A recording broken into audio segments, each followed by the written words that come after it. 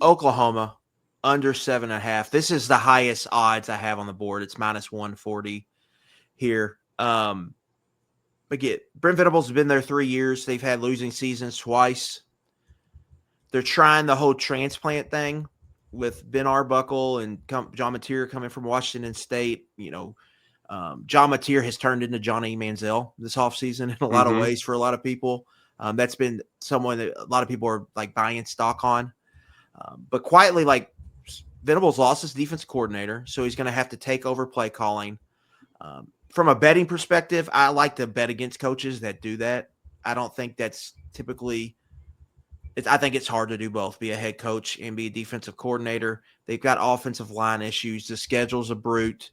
They play Michigan in the non-conference, so one of their non-conference games is no gimme.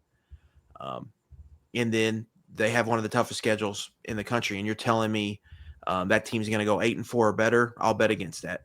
So I'll take Oklahoma under here. I think the other part of this too is just their schedule. I want to say they have 9 games against preseason top 25 foes. It's a lot. I don't know if it's 9 or 8, but it's a brute. And a lot of that too is away from home. I mean, one, you get Michigan coming in week 2, and they're no slouch. They're going to hit you in the mouth. You at least get Auburn at home with some breaks kind of in between before you get to Red River. And then it's a slog at the end of the season, man. Going to South Carolina, going to Tennessee, going to Alabama, LSU and Ole Miss coming home. Like, it's going to be tough. So while I don't think it was necessarily the worst decision to try to do let's just take a good offense and bring it in here.